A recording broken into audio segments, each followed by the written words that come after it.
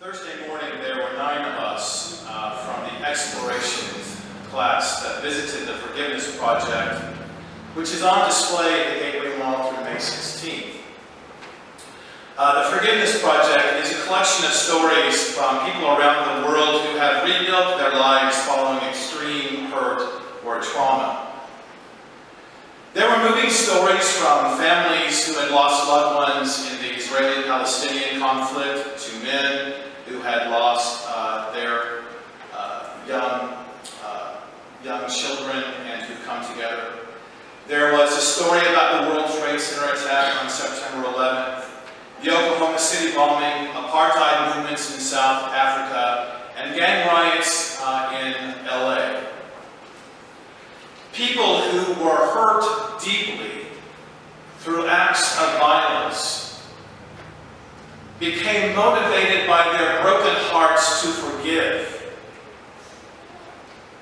And once some time and forgiveness took place, they embarked on a journey of healing and have committed their entire lives to transforming fear and ignorance and hatred into hope and tolerance and empathy.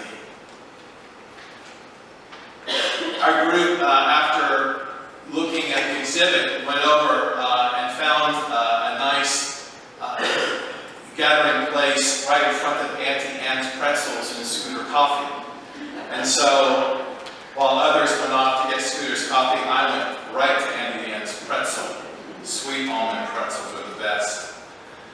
Some of you have told me you've already visited the Forgiveness Project and have enjoyed it and will be going back. And so I invite you, if you've not had a chance to do so, it's right by Bath & Body Shop in the mall, in the storefront. And I think you would enjoy it. May 16th, it leaves.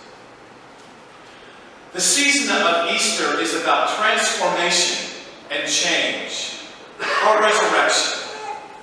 The message of Easter is, no matter how much darkness there is in our life, be it through death or sadness or a soul or attitude that refuses to change, be it injustice or prejudice or apathy or simply unbelief, God can bring transformation. Church, we must believe that all of us are empowered to triumph over the darkness that fills our lives, to hope, to be raised to new life, and to be transformed.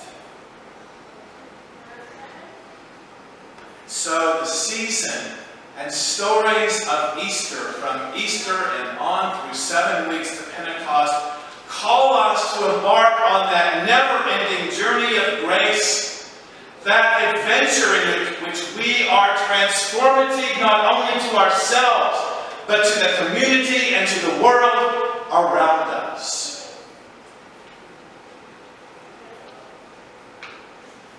In today's first reading, we find the story of transformation. Saul, who later is named Paul, has a mystical encounter with Jesus.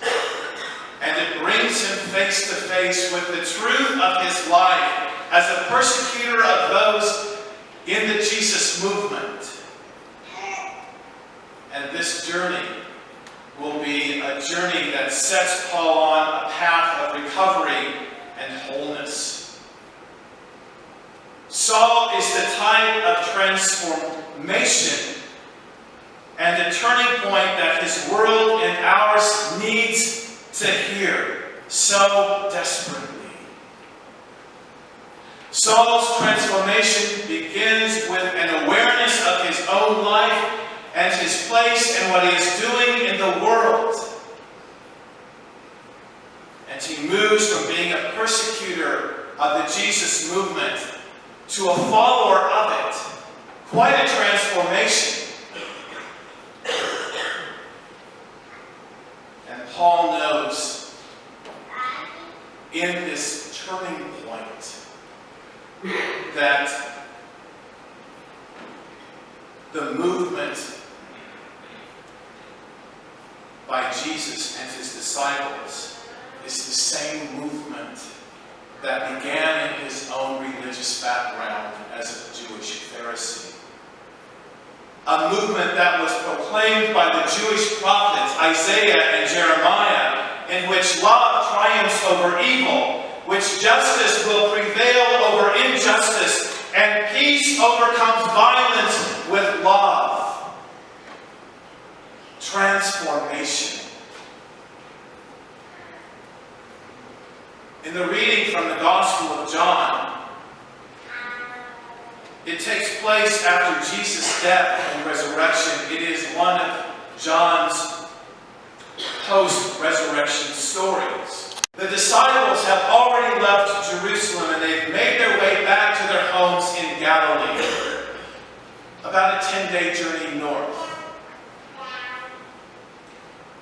And there's a sense that the intensity and the excitement of Easter is past. Now this story is found in the 5th chapter of Luke as well. So John will take an earlier story, a Eucharist story, and he will make it a post-resurrection story and add some different elements about it.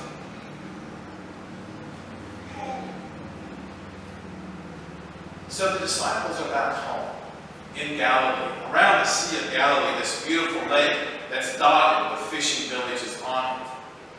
And Peter says, I'm going to go fishing. That's what he did. That was his occupation, as well as the other disciples, the sons of Zebedee. And the other disciples share Peter's feelings and they say, okay, Peter, then we're going to go with you. There's nothing better to do than just to jump in the boat and go fishing. And so it appears that the disciples are taking up life where they left off before they met Jesus. It actually seems at this point in the story that there isn't any transformation taking place at all. Things return back to normal. The routine of life from Jerusalem back home to Galilee and on the lake and fishing. Wow, what about all that time in between the call and all those long days of following Jesus on the road and transforming people's lives? The healings that have taken place, the inclusion of those who were left out. Has that just been for nothing?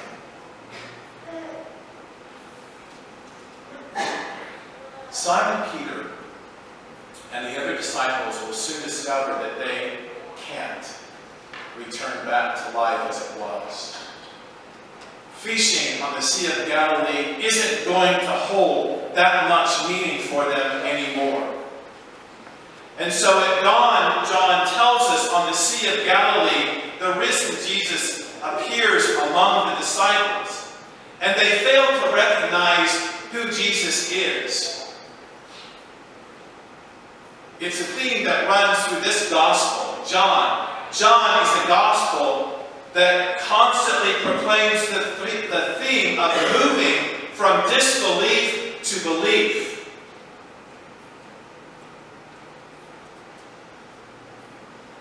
And Jesus informs the disciples how to fish.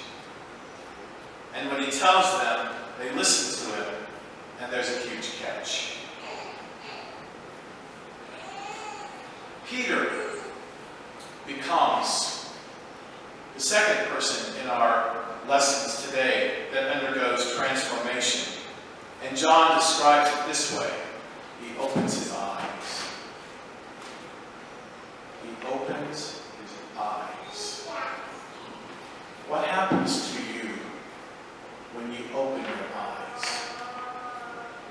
What happens to you when you read a story from a person that has encountered extreme sadness because you've lost a son or daughter in a violent act? What happens when you read that story and that person, instead of hanging on to hurt and brokenness, decides to get up and write a book, or to go on speaking tours and let people know that you can actually experience healing and you can do something good with your life? You can found an organization like Serve to Unite, or organizations that touch young people in the classrooms in junior or high school, and to tell them that there's hope in this world, and that when you're wounded, you don't have to stay that way.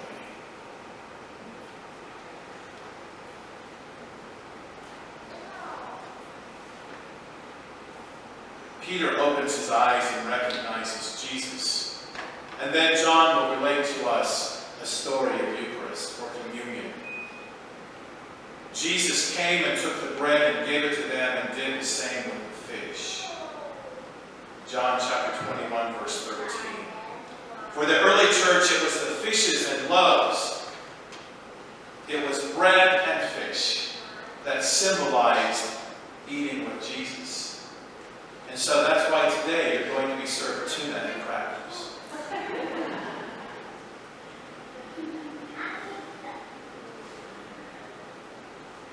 Easter announces this amazing news of transformation, of resurrection, of new life, of change by living in the way of Jesus Christ. And now the challenge is, church, how do we integrate that message of transformation and resurrection and change into our everyday lives? How do we infuse that message into the life of our body as the church of Jesus Christ? Where at Bethany does transformation need to take place? How do we need to be transforming the lives of our young people? Where are our young people? How will we reach our young people and minister to them and give them hope and to challenge them in the path of Jesus Christ?